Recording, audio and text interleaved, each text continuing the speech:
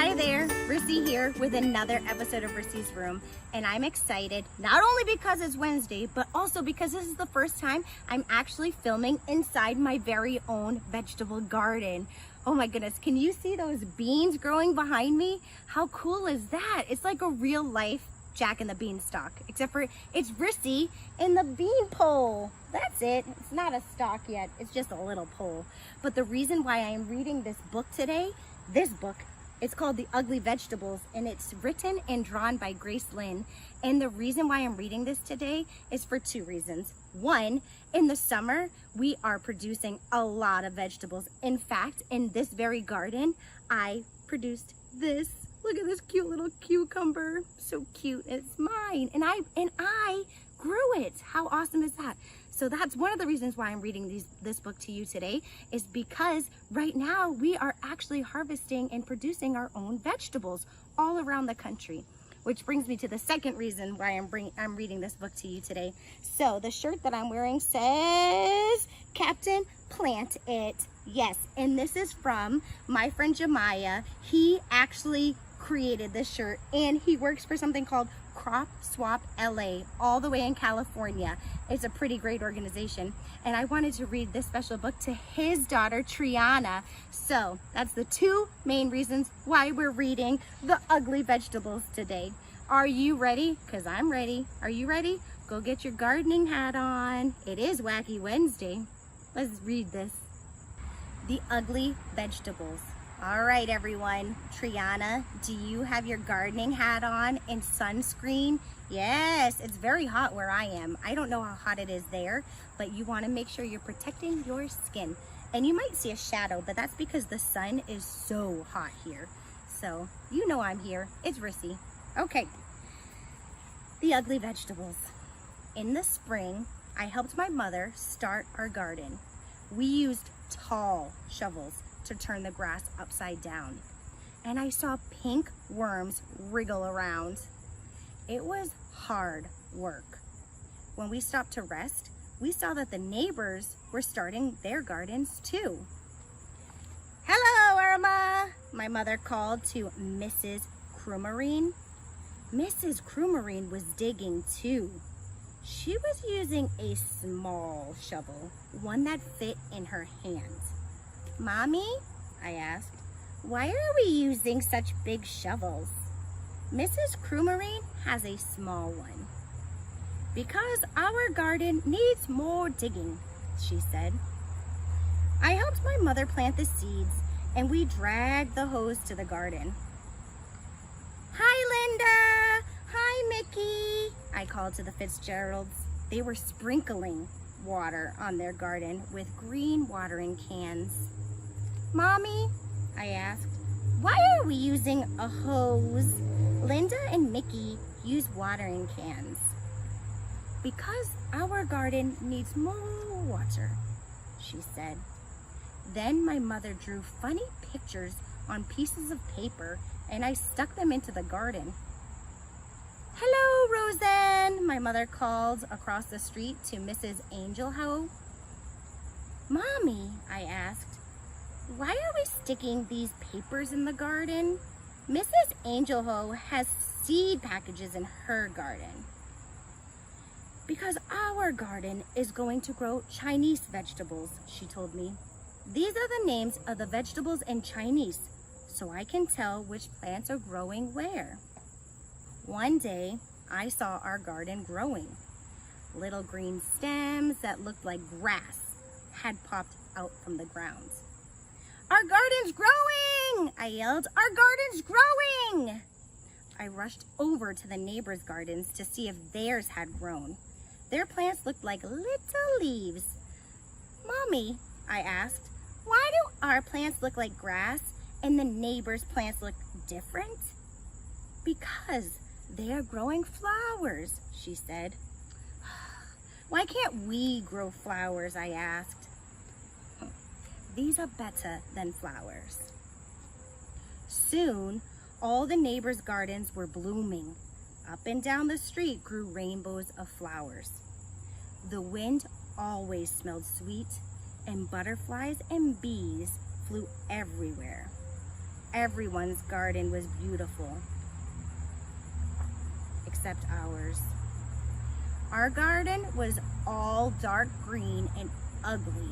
Ugh. Why didn't we grow flowers? I asked again. These are better than flowers, Mommy said again. I looked, but saw only black, purple, green vines, fuzzy, wrinkled leaves, prickly stems, and a few little yellow flowers. I don't think so, I said. You wait and see, Mommy said. Before long, our vegetables grew. Some were big and lumpy. Some were thin and green and covered with bumps. Some were just plain icky, yellow. They were ugly vegetables. Sometimes I would go over to the neighbors and look at their pretty gardens. They would show the poppies and peonies and petunias to me, and I would feel sad that our garden wasn't as nice. One day, my mother and I picked the vegetables from the garden. We filled a whole wheelbarrow full of them. We wheeled them to the kitchen. My mother washed them, took a big knife, and started to chop them. "Ay-yow!" she said when she cut them. She had to use all her muscles. The vegetables were hard and tough. Show me your muscles. Yeah, you have to use all your muscles. This is a shou huang gua, Mommy said, handing me a bumpy, curled vegetable. She pointed at the other vegetables. This is shen zai, and that's tong hao. I went outside to play. While I was playing catch with Mickey, a magical aroma filled the air. I saw the neighbors standing in their porches with their eyes closed, smelling the sky. They took deep breaths of air, like they were trying to eat the smell. The wind carried it up and down the street. Even the bees and the butterflies seemed to smell the scent in the breeze.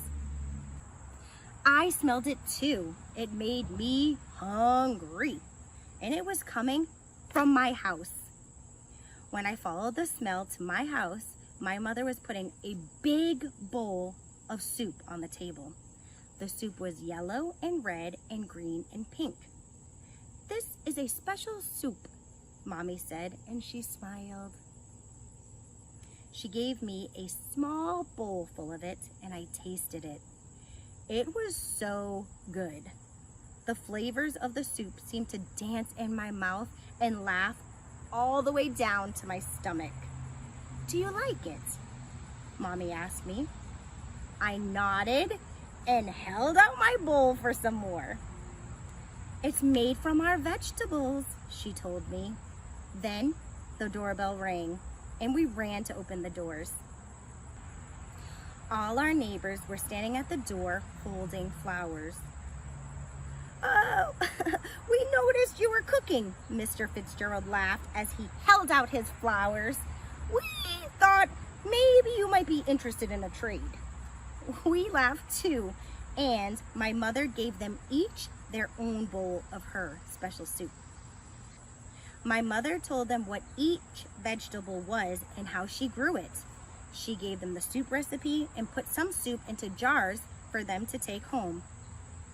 I ate 5 bowls of soup. So good. It was the best dinner ever. So good. The next spring, when my mother was starting her garden, we planted some flowers next to the Chinese vegetables. Mrs. Crumarine, the Fitzgeralds, and the Angel Hose planted some Chinese vegetables next to their flowers. Soon, the whole neighborhood was growing Chinese vegetables in their gardens. Up and down the street, little green plants poked out of the ground. Some looked like leaves and some looked like grass. And when the flowers started blooming, you could smell soup in the air. Triana, I wonder if your garden smells like a soup. Can you smell all the delicious vegetables that your dad has planted? Well, you and your dad and your mom, because I know you all have a garden at your yard too. Yeah, and I bet, Triana, that you know, just like I know, that there's no such thing as an ugly vegetable, right? All vegetables are beautiful. All vegetables are unique, just like you. And not just that, but when you plant vegetables, you're planting them with love. So there's nothing ugly when you plant something with love. Isn't that so very true? I think so. All right, Triana, I hope you liked this book, The Ugly Vegetables.